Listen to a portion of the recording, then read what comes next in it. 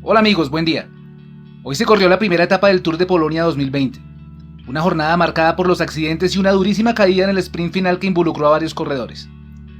Participación de nuestros ciclistas con Richard Carapaz a la cabeza junto a Esteban Chávez y Juan Sebastián Molano del UAE Emirates.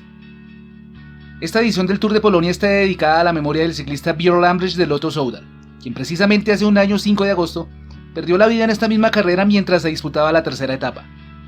La organización ha decidido retirar el dorsal número 143 que portaba Lambrecht en manera de homenaje al joven belga que ya no está con nosotros. El recorrido se desarrolló en un circuito de 196 kilómetros en la ciudad de Katowice, ubicada al sur del país, y en el cual los corredores debían completar varias vueltas antes del remate final. Un sprint intermedio ubicado en un pequeño repecho entregaría los primeros puntos de montaña, clasificación que se aseguró el ciclista Kamil Maleki del CSC Team. Durante gran parte de la carrera, Maleki estuvo en fuga junto a otros 3 hombres, tomando hasta 4 minutos 30 de ventaja, y fueron neutralizados precisamente antes de entrar a la última vuelta del circuito.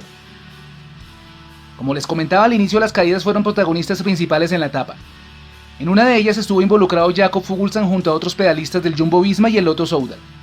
Más adelante quien vio el suelo fue el colombiano Juan Sebastián Molano del Team Emirates, y eso le privó de colaborar en el sprint final a su compañero Jasper Philipsen.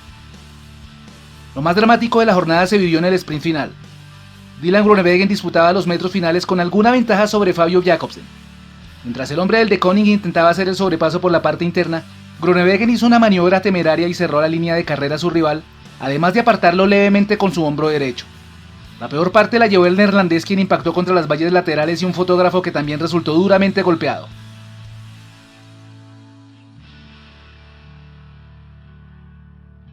También en el hecho se vio afectado el mismo Groenewegen y otros 4 ciclistas que debieron ser trasladados al hospital.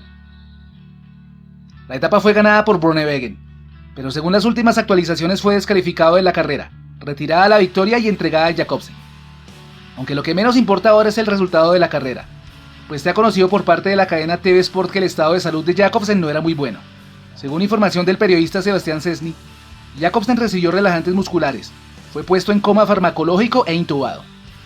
Más allá de todo el movimiento en redes en torno a Groenewegen por su imprudente y lamentable acción, entendemos que este es un deporte en el que se vive siempre al límite y que de ninguna manera un ciclista intentaría premeditadamente causar daño a un compañero. Serán las autoridades de la UCI quienes tengan que evaluar las acciones, y esperamos que la sanción sea realmente ejemplar y no le permitan competir al menos por lo que resta de temporada. Pero reiteramos, en este momento lo más importante es la salud de Fabio Jakobsen, el fotógrafo y los demás corredores implicados.